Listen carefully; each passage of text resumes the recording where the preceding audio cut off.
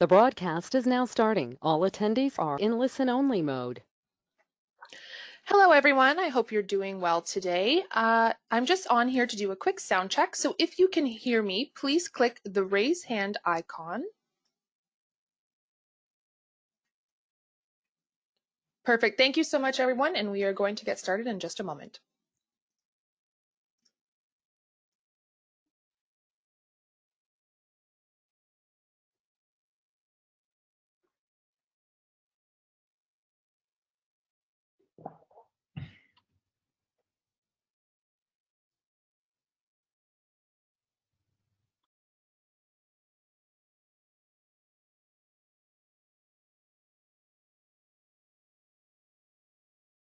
Okay, hello everyone. I hope you're all having a fantastic day today. My name is Sarah Clark and I am a program coordinator with CIPH. Welcome to today's The AI Advantage, How Distributors Can Sell More with AI, a complimentary webinar. I'm pleased to note that we have 100 sites registered across Canada for today's session. Before I introduce our webinar presenter, please note that you will have the opportunity to ask questions at the end of today's session. You can do this by typing your question directly into the question box that you see in the webinar control window on the right-hand side of your screen. Please save your questions for the Q&A portion at the end of the session. Also note that a copy of today's presentation will be made available to all attendees following the webinar, and you will have the opportunity to submit questions after the session has ended. Today's webinar presenter is Benj Cohen. Benj founded Proton AI to help distributors harness cutting-edge artificial intelligence and dominate the digital age. Benj learned about distribution firsthand at Benco Dental, a business started by his great-grandfather. While Benj was studying applied math and data science at Harvard University, he saw an opportunity to apply innovate technology to distribution, enabling distributors to sell more in modern markets. Ladies and gentlemen, please welcome Benj Cohen. Hi, everyone. Thanks, Sarah, for the introduction. So glad to be here with everyone today. I sure wish that this wasn't virtual, but you Canadians have figured out that Americans are terrible at managing pandemics and have closed the borders. So it is what it is, but excited to be here today. So thanks for having me. Today, I'm going to talk about 3 AI-powered secrets to Amazon's success, and then talk about how distributors can learn from those and apply them directly. So a little bit about me. I grew up in my family's dental distribution business. This is a picture of my my great-grandfather when he was just sort of starting out. As I was growing up, traveling, office to office with my dad. Then I went to school, studied applied math and data science, where I began to see sort of the potential for AI in my family distribution business, but also sort of the risks if we didn't start to adopt the technology. For me, those risks became a reality when over Thanksgiving break, as one does, I was doing the rounds at a dental convention and stumbled upon a booth from Amazon. And I knew Amazon was recruiting sort of the best and the brightest in AI, since many of my smartest friends were going to work there. I also knew that they understood how to leverage AI to its fullest everywhere in their business. So I left the event and I called my dad and I said, how many data scientists do you have at Benco? And he said, what is a data scientist? That's sort of when I knew that I had to do something about this, had to start Proton to really help distribute my family business, but also for distributors in general, be able to leverage AI to compete in the sort of the modern markets. And so really excited about the topic. Published some sort of thought leadership stuff in a couple of the magazines that you might be familiar with in distribution, really striving to be sort of a resource for distributors on the topic of AI. So excited to be here with you guys today. So I'll start off by talking about hopefully something that I think everyone here has at least thought about in the last couple of months while we've been stuck at home. I needed to get a haircut, so I went on Amazon, as many people do, shopping for hair clippers. So first, I start off, I type in hair clippers, see some results, bunch of different options here. My plan was to spend about $20 on clippers, but based on some of the results that I was seeing, it seemed like, this clipper was the best option. So this is a $60 clipper instead of a $20 clipper, but it's the best choice. So I sort of click in there. As I'm looking at the page, I scroll down and I realize, oh man, I probably also need a brush and some scissors. I've never cut my hair at home before, and so this is new for me. But Amazon sort of knows what I need, so I ended up getting suckered into this sort of $80 package. And before I know it, I'm checking out, and I've just spent sort of $80 on hair cutting equipment on Amazon. And I'm sure this is an experience that everyone is familiar with. And so what I want to talk about today is the sort of 3 AI secrets Amazon used during my literal 5-minute experience on Amazon to help get me from buying from what I was planning to spend, which was $20, to what I ended up spending, which was $80. And so the sort of 3 tricks that were used while I was shopping on the site were product recommendations. So all those suggestions, reminding me that I needed to buy clippers, suggesting the right clippers, the scissors, targeted advertisements. So what's amazing about my sort of 5 minutes on Amazon is not only did Amazon make money from me shopping on Amazon and the $80 that I spent, they actually made more than $80 because they were selling me as sort of an audience member to their vendors. And so that's sort of the second secret that I'll talk about and how they used it in my time shopping on the site. And the final one is search relevancy. So Amazon spends a lot of time using AI to optimize their search results, and that helps me as a consumer figure out what I need to buy. So I'll sort of talk to you about these three secrets, and then explain how distributors can take these secrets and translate them into value for distributors. So distributors are obviously operating in a different landscape than Amazon is, but there's a lot of lessons we can learn from what Amazon's doing.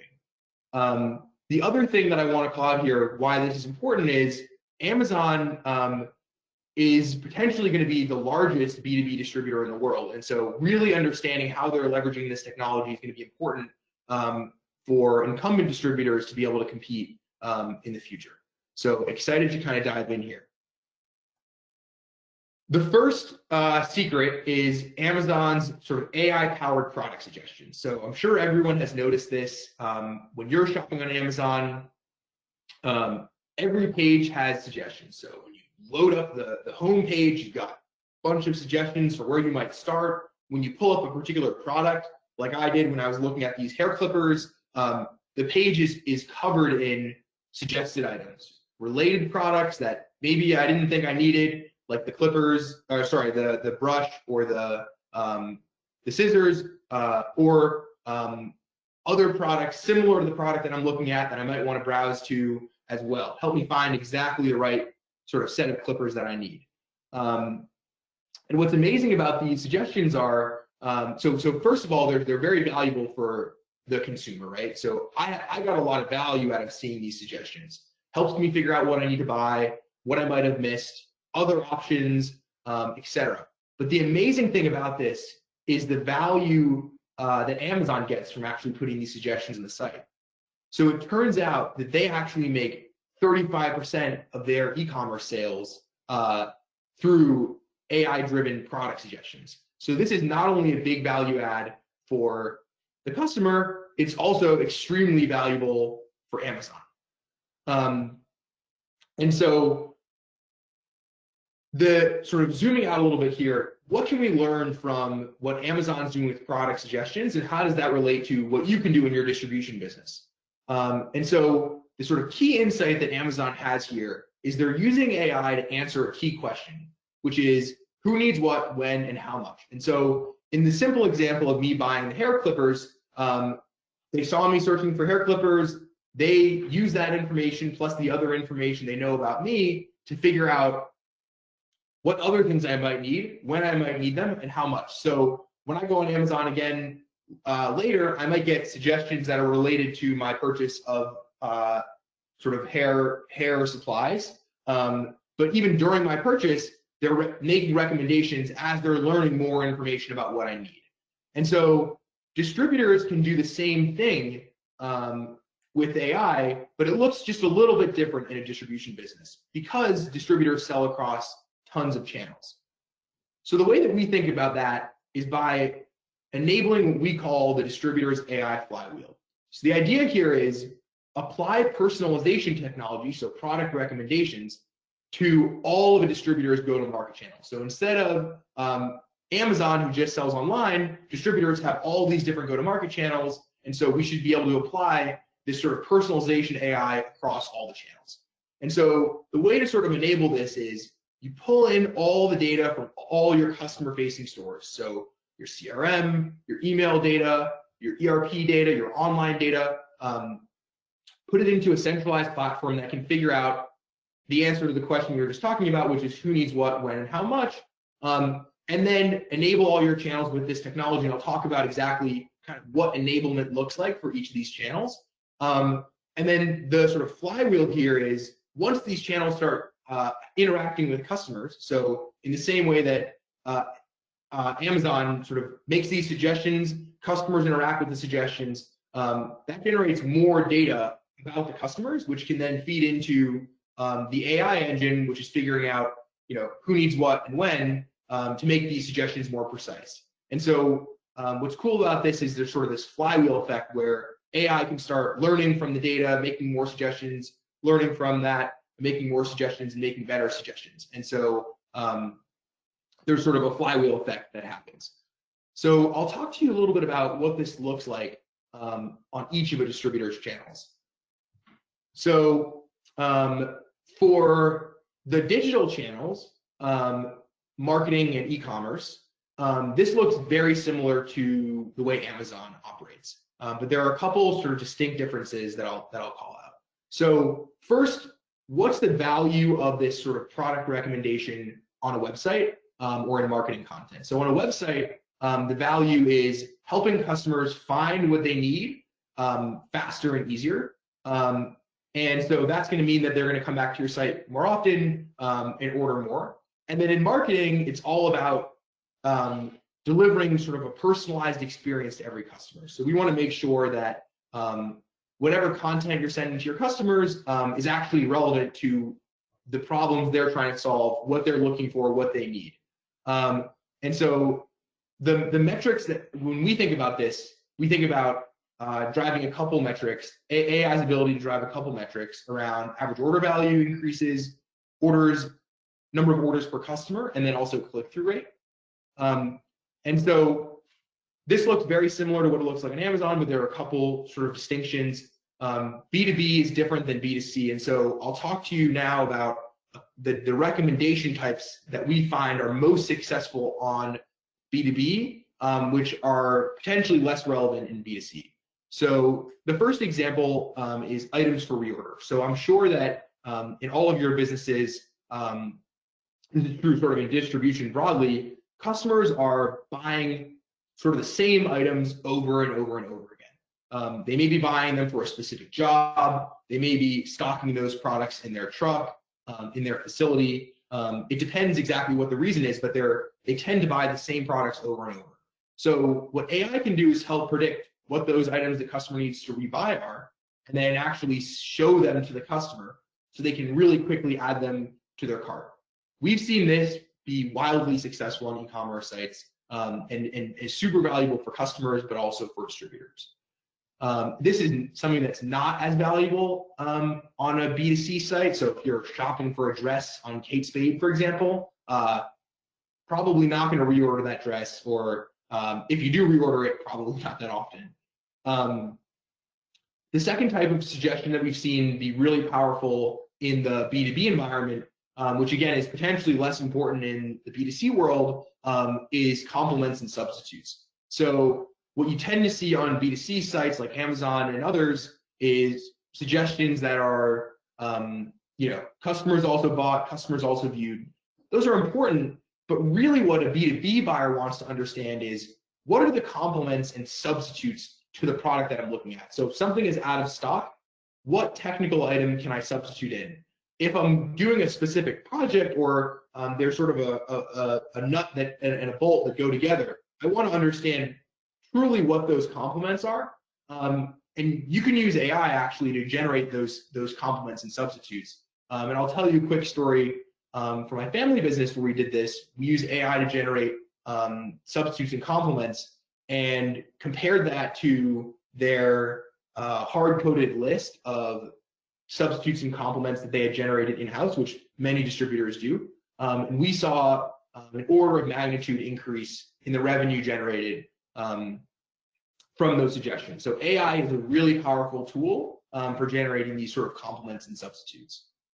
The third type of model, which is really powerful for B2C sites, or sorry, B2B sites, and is especially important in the markets that you guys are in plumbing and heating, is complete the cart. So the idea here is a contractor is searching for some products on the site, and they're sort of buying for a project, and they add a heating unit into their cart. The key is figuring out what other things go with that product, so they can make sure when they arrive on the job site they've got everything they need. And so that's a really powerful type of suggestion in the B2B world, which is a little less relevant in B2C. The final one that I want to call out here, which I think is important when we're thinking about enabling distributors across all channels, is making sure your e-commerce site is set up to follow up on the opportunities that your reps are talking about. So you've got really awesome and expensive reps out in the field talking to customers about products. You want to make sure that your website is set up to actually close the sale. And so we've seen a lot of success with e-commerce sites that are actually making product recommendations based on what reps are talking to customers about. And so that's just another example of sort of a B2B specific application of this product recommendations concept. I want to call out, this is even more important during coronavirus times when folks are spending more time buying online. And the reason for that is many of your buyers are sort of spoiled because they get to buy from Amazon, which is one of the best e-commerce experiences out there. And so they're used to that experience, and now they're being forced to buy online in other contexts. And so they're comparing your site to Amazon's site. But also they're comparing your site's experience to your competitor's site's experience in a way that maybe was less important before, when potentially a rep was placing orders for customers, etc. So this is a super important application of the technology. The second application of product recommendations for B2B distributors is in transforming order-taking reps into proactive order-making reps. And so what this looks like, the way that we think about this is grouping customer service, so phone reps who are taking orders over the phone, and reps who are taking orders over the counter. And so here, where we've seen a lot of success, is applying personalization technology here so that reps can upsell and cross-sell in real time back to the customer. So customer walks in to a counter, to a branch, they're buying some items. AI can figure out what are they trying to do with that sort of group of items and then make suggestions for additional things they want to buy. Again, valuable for the customer because they don't forget things, valuable for you guys as the distributor because you get the extra product sale. The same is true, customers are emailing in or calling in. We've seen a lot of success there. People are able to increase average order value using this type of technology by 10%, which is pretty substantial. And you can integrate these systems right into workflows to make it easy for folks to be able to do this and deliver that sort of personalized experience that customers want. The third application of product recommendations is all around improving sales efficiency. So the key here, so this is really for your true sellers. So your inside sales reps who are making outbound calls, truly sort of managing customers, not just taking orders, or your outside sellers who are building relationships and talking to customers about new opportunities, etc. So the way that we think about this, the application of this sort of product recommendations concept, is enabling these reps to call on more customers and sell more to each existing customers. So I'll kind of walk you through this like simple math here to kind of see how this plays out. So you've got sort of two columns, the pre-AI column, which is sort of current state, and the post-AI column, which is reps are enabled with this technology. Customers managed by rep, maybe 150 customers per rep. The gross margin per customer, roughly 5,000 as just sort of a round number in the current world, and so that's roughly $750,000 in gross margin total. Of that, maybe 25% of that goes to the rep as commission, and the rest is kept by the company. In a post-AI world, these reps can increase their gross margin per customer from their existing customers by about 10%. So you go from $5,000 per customer gross margin to $5,500, plus you get reps can now manage an additional 50 customers, and these customers are potentially spending less, so maybe $2,000 in gross margin per customer, and so you end up with roughly 25% more gross margin per rep. But the beauty here is you've added no additional headcount, and so the way that reps are able to do this, able to manage more customers and sell more to their existing customers, is by using AI that automates a lot of the sort of intensive research that these reps are already doing. So reps are out in the field figuring out, what should this customer be buying from me that they're not buying from me? They maybe ask some questions to the customer. They're doing some research on their business. They might be trying to figure out, what should this customer be reordering from me? How do I make sure they continue to buy the things they usually buy? They might be researching things like, can I save this customer money by switching them to products that are potentially cheaper substitutes for the products they're currently buying, but are higher gross margin? Also generally, what is this customer looking to do next? What is this customer looking to purchase next? What's the next opportunity within this account? And so AI can actually automate the research for those types of questions, finding substitutes, finding the next opportunity, identifying the reorders, identifying the gaps in that customer. So that means that the rep can spend more time selling, which means they can manage more customers. But it also means they're going to be more targeted with each of their interactions. So this helps sort of cure the milk run problem, where reps are going out and just sort of checking in on customers. When you can use AI to actually help those reps get prepared for those conversations, they can be much more targeted and therefore sort of grow the share of wallet within those particular accounts. And so there's sort of two modalities for this. One is with inside salespeople, so folks making outbound calls. There, we think it's really important to use AI to figure out kind of which customer should I be calling next. So I may be managing a fairly big book of business. Which customer should I be calling next, and in what cadence? And then automating the call prep so that they can be ready for that call. The rep can be ready for that call really quickly, and sort of spend as little time preparing as possible. And we've seen some pretty substantial results here, where we've turned inside sales teams from making sort of outbound campaigns about the same product, so calling every customer about the same product, switch them to calling customers about products that are AI surface, so the product recommendations figure out the customer needs something. We've seen an order of magnitude increase in the revenue per pitch, which is fairly substantial in terms of the efficiency of those sales reps. The outside example is similar, but this is, I think, even more. Coronavirus has sort of put a spotlight on the outside rep example, because reps can't visit customers as much as they could, or potentially at all. And so using AI to figure out which of my customers need a visit, which of my customers can I call, automate all the discovery parts, so that the discovery parts of a visit where you're trying to figure out what a customer needs, etc., gives reps more time to actually talk to customers.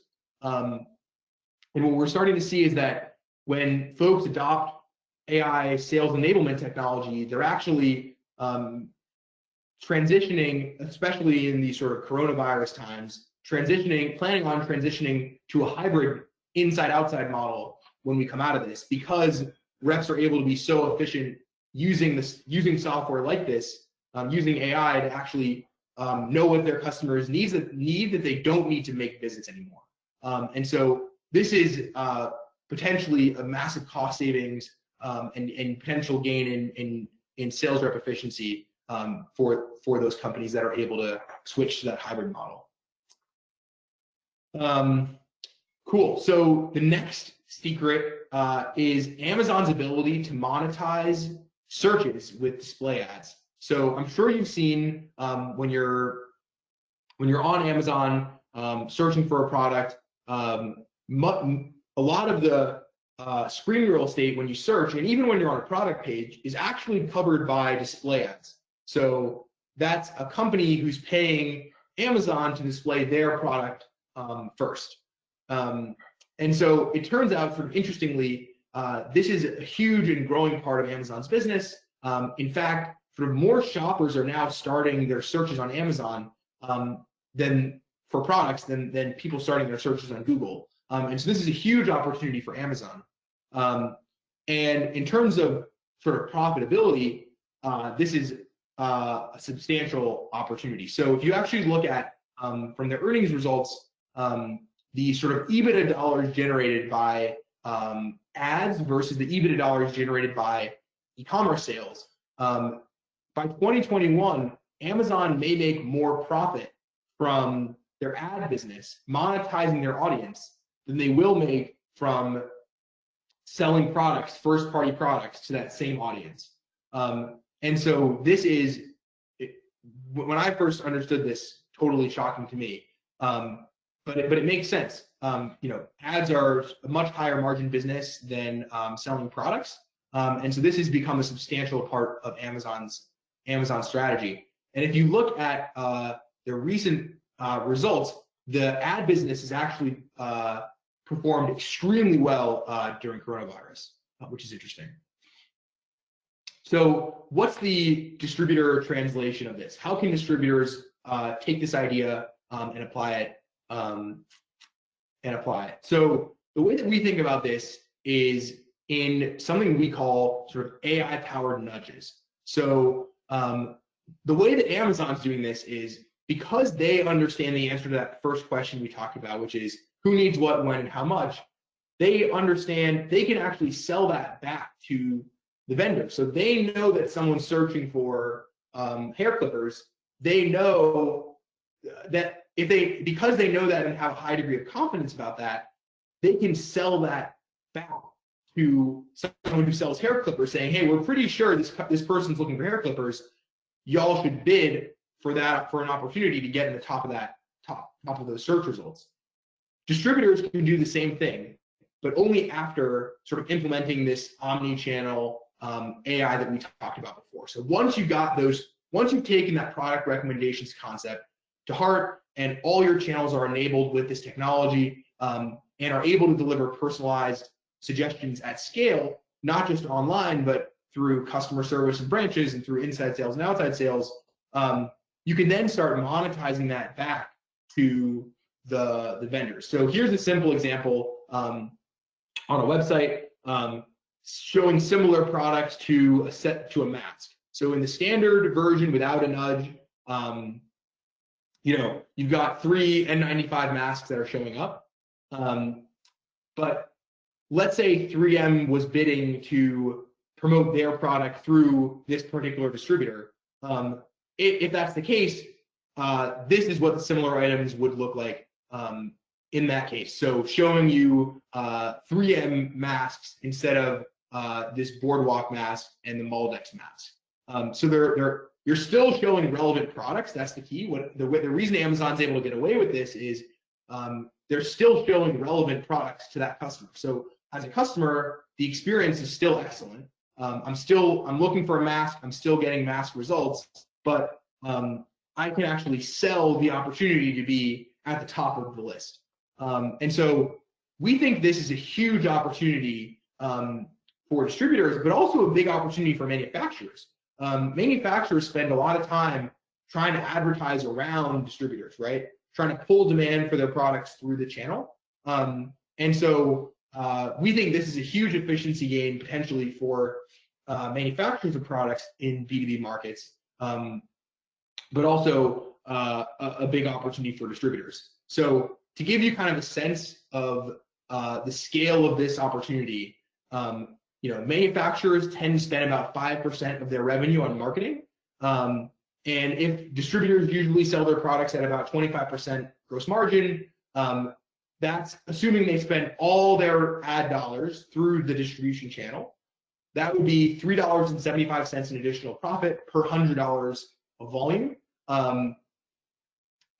which is basically like a 15% increase in gross margin if all the ad dollars are funneled through distributors. So we think this is a huge opportunity for distributors, and Amazon has certainly proven that the market for this exists. The third sort of Amazon secret is their ability to use search relevancy AI to surface the most relevant products for each customer. So I'll talk you through the chart here just so you kind of understand what's going on. So what these numbers are showing is the conversion rate on the site. So in that first row, first column, right here, if you go on Amazon's website, don't search for a product, there's about a 2.3% chance that you convert to actually make a purchase. On Walmart's site, that's about 1.2%, and on Best Buy, that's about 1.6%. Now, things get interesting when someone actually searches for a product. So when someone searches for a product on Amazon, their percent chance of purchasing a product goes from 2.3% to 12.9%. Compare that to Walmart, which goes from 1.2 to 2.9, and Best Buy that goes from 1.6 to 3.5. So sort of net, Amazon users who make a search, the increase in likelihood for them to actually make a purchase goes up 2 times compared to what it goes up for Walmart, and 3 times compared to what it goes up for Best Buy. And the reason this is possible is Amazon has used AI to optimize their search results around click-through rates in a way that Walmart and Best Buy haven't. And so if you look at Amazon and LinkedIn, you can see they have roughly 200 or 300 folks who are data scientists working on search relevancy AI. If you compare that to Walmart and Best Buy, I think last time I checked, combined, maybe 1 or 2 people across those 2 companies. And so Amazon has made a huge investment in improving their search, and it's clearly paying off in terms of the conversion numbers. This represents sort of a $10 billion growth for Amazon. And so the distribution translation of this opportunity is sort of unsurprisingly simple. Basically, there's a huge opportunity for distributors to optimize their search around click-through rate and conversion rate using AI. So we really recommend reaching out to folks who provide search or AI services and working with them on how you can improve your search results to be more relevant. But I think this Amazon example shows you that even against sort of best-in-class retailers, Walmart and Best Buy have excellent e-commerce experiences. The Amazon's sort of overinvestment in AI pays off. It has paid off in a big way. So those are the 3 secrets. I want to zoom out a little bit and talk about sort of the urgency around this technology. Why does it matter to use AI now versus sort of waiting to see how other people adopt it? And so this graphic is one of my favorites for illustrating that. So on the y-axis, you've got relative change in cash flow. Sorry, this comes from a McKinsey study a couple of years ago. They're looking at sort of global impacts of AI in the marketplace. So this is a study about sort of what's going to happen to businesses who adopt AI broadly. The y-axis is showing you relative change in cash flow, and the x-axis is showing you time frames. So this goes from sort of 2017, 2018 to 2030. And so what you can see is this sort of light blue line are front runners. Those are businesses that adopt AI early. And their research shows that those folks are going to see 122% increase in cash flow over the next decade. Followers are expected to gain about 10%, and late adopters in their model lose about 23%. And so the reason for this gap, this dramatic gap between early movers, followers, and late adopters, we think is sort of twofold. The first one is initial adoption of this technology requires a behavior change, right? People have to, outside reps are going to need to change how they operate. Outside reps are not going away, but they're changing the way they're operating in the market. There are changes in customer behavior that are going to happen. There are internal changes to the organizations that are adopting this technology. And so there's the folks who get a head start on that are ahead of the game. The second reason is AI is fundamentally an exponential technology. So the value of the technology does not grow linearly, it grows exponentially and sort of compounds on itself, like compounding interest. And so that's one of the reasons why these early adopters are able to have such large gains compared to those sort of late adopters. And the interesting thing here, I just want to double click on this a little bit, is in the same study, they talk about where the biggest gains are going to be seen from artificial intelligence in the next decade. And the chart that you saw before was talking about the economy, the global economy. But if you look at where they see the gains, the biggest gains are going to be in marketing and sales and supply chain management, which are two, I would say, core competencies of our market in distribution. And so we think that at Proton, we think that this technology could potentially deliver even stronger difference between early adopters and late adopters in the market in distribution, because distributors business is so tied to marketing and sales and supply chain. And so there's going to be huge impacts of this technology. The final thing I want to talk about is sort of why AI's impact is exponential.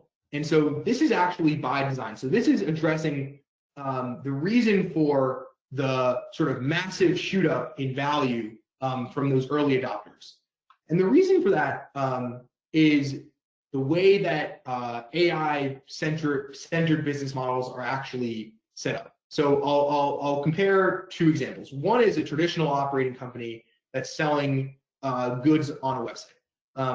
Once you have sort of critical mass of customers, an incremental customer doesn't really add much value to any of the other users, and so the value of the experience sort of plateaus at some point. So you get 10,000 customers, the 10,001st customer comes on the site.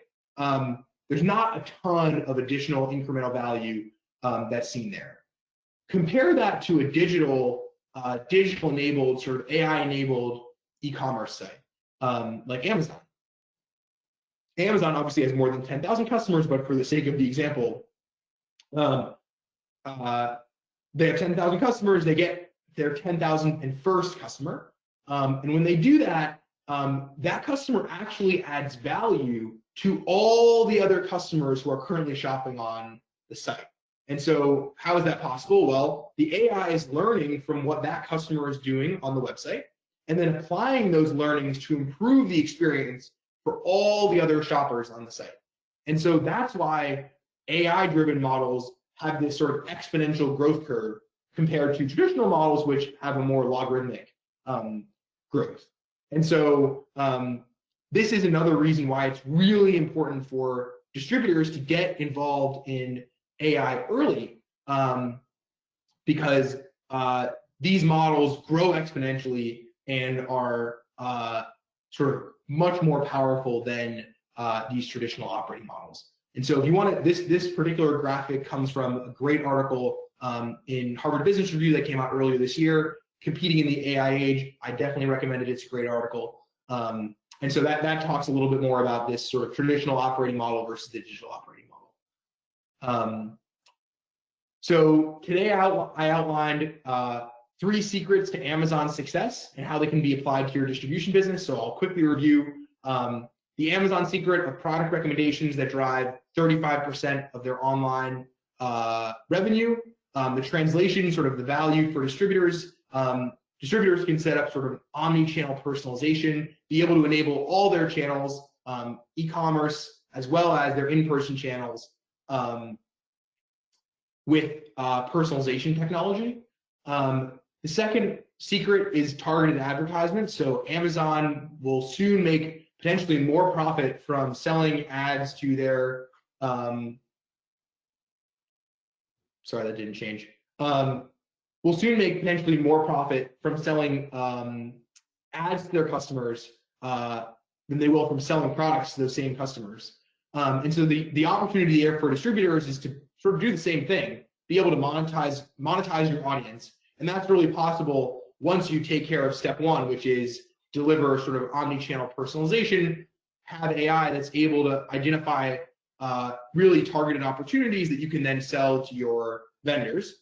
And the third opportunity is around search relevancy. So Amazon makes a ton of additional revenue to the tune of about $10 billion a year by returning search results that are more relevant to their customers than their competitors' search results.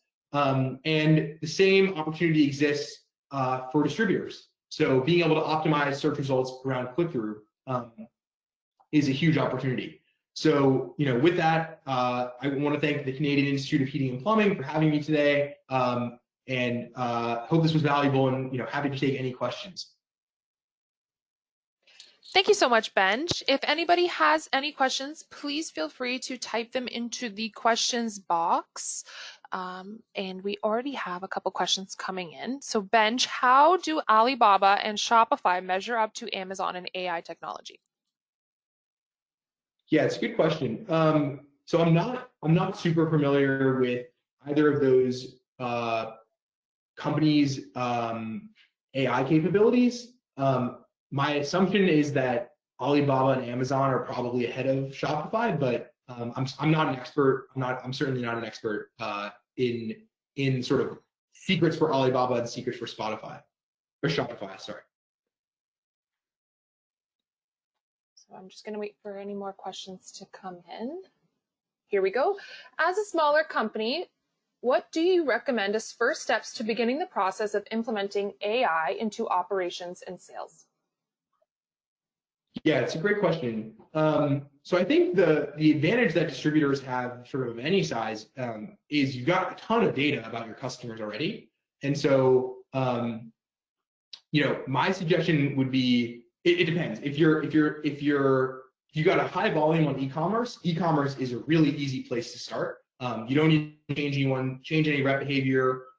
You don't need to do sort of anything different operationally. You can just sort of put suggestions on the site and just sort of sell more stuff.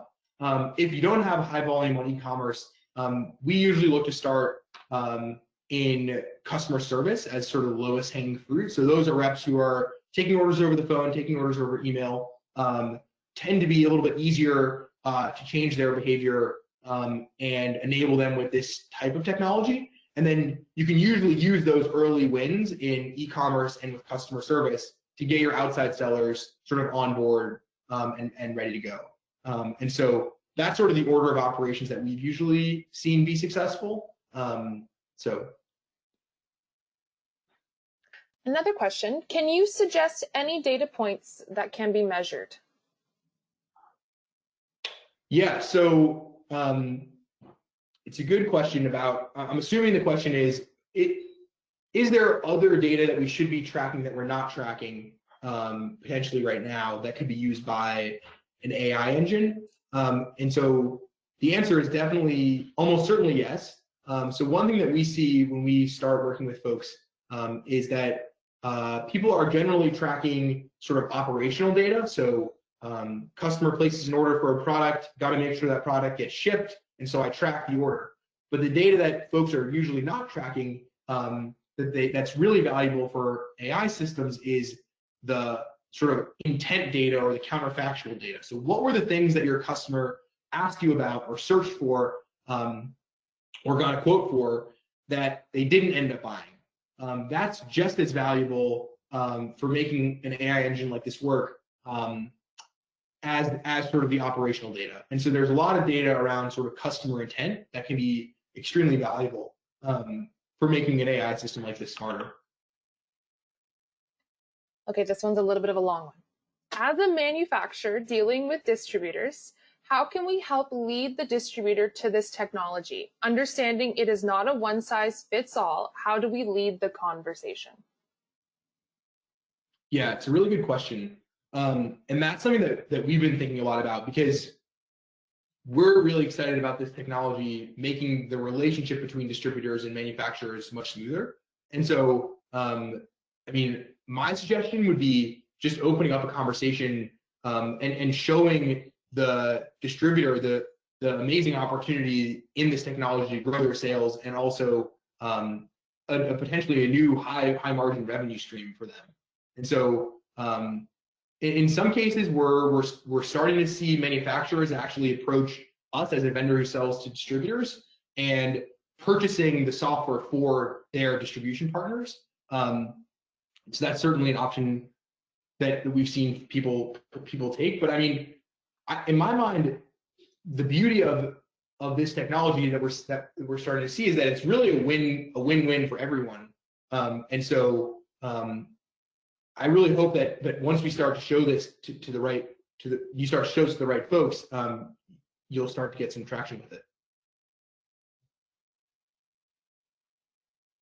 If we have any more questions, please feel free to type them into the question box. Oh, here we go. Every time I ask for more questions, more come. Is it worthwhile capturing lost sales? Things like zero stock on orders placed at the sales counter. Example, they order a widget but don't get it and it is not back ordered. Yes, so that would be an example of sort of customer intent data that would be really valuable to capture because that's telling you, let's say that customer they may go and buy that product from someone else who does have it in stock, but that's really useful information for you to have to be able to tune up a sort of sales engine to be able to make better recommendations for that customer in the future.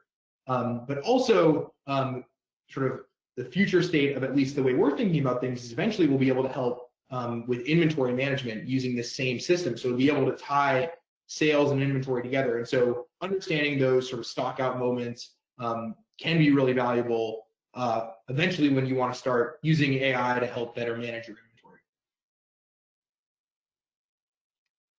Can the Proton AI software be easily adapted to enterprise resource engagement software?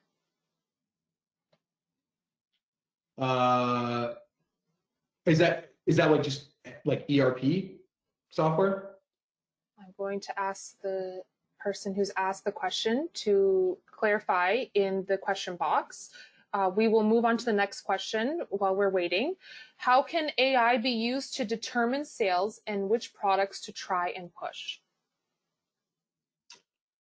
Yeah, so promotions. It's a great question.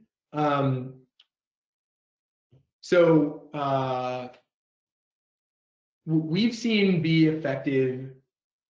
What usually we see distributors have are a bunch of rebates from their manufacturers. So, and those rebates tend to drive what products get promoted. And so what we've seen folks do is actually sort of, instead of using AI to figure out what products to promote, sort of the other way around, which is use rebates to figure out what products to promote and then use AI to drive those products through to their customers. And so, if there's a list of 1,000 products you get a really high rebate on that you want to push, using it, you can use AI to figure out which customers are most likely to buy those products, where is the opportunity to sell those products in the market, and then have your sales channels kind of go after those opportunities. And so that's kind of the order that we've seen folks follow, is really starting with the rebate and then driving sales for those products through the market.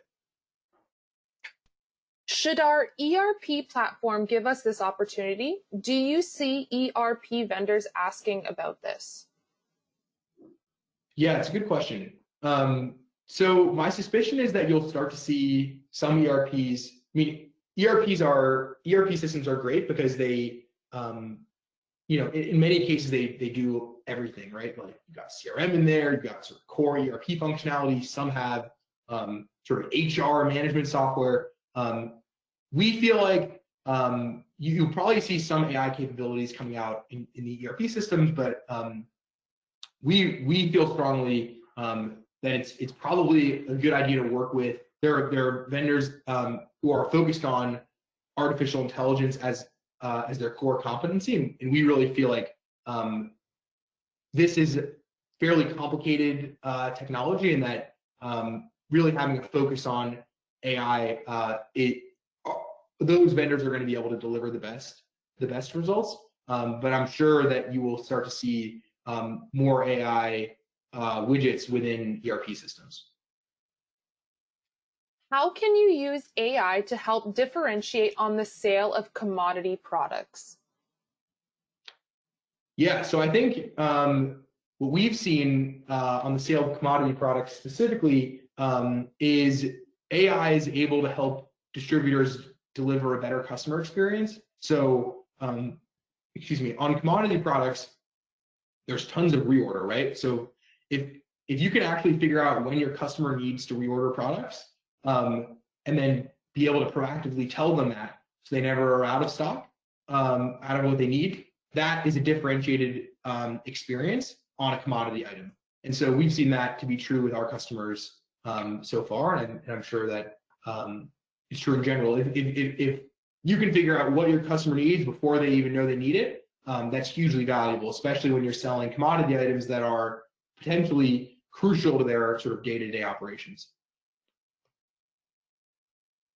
Okay, so we got some clarification from that previous question. If a company has an ERP, does Proton plug and play onto it, or it requires a complex adaptation to the ERP? So our particular software can play with any ERP system, and I'm sure that that's true in general. It seems like it depends on the specific. I don't know about sort of other vendors, but I know for us, our software can definitely play in whatever ERP system folks are using. Do you think Excel is an effective program to use for the initial implementation of AI, or should other software be used over Excel? Yeah. So I don't think you can do kind of the powerful AI implementations in Excel. So to give you kind of a sense for us, our models have like hundreds of millions of parameters that they're using, fitting to all kinds of data, like transaction data, sure, but also product data. We're reading descriptions, images. I mean, the complexity, AI complexity is fairly high. And so I would say an initial implementation of a model in Excel is probably would not get close to the kind of results that you'd want to be able to see from a sort of a full AI implementation. So, but I like the idea to be able to test some of these concepts out in a simple way. And so what we usually do is work with customers to figure out kind of what that sort of minimum viable product, the simplest way to test sort of the core assumptions behind using the technology before they get started. So I really like the concept. I wouldn't recommend doing it yourself in Excel, but we certainly work with folks to make sure that we're really testing out the core assumptions behind this before you sort of go to a full-blown implementation.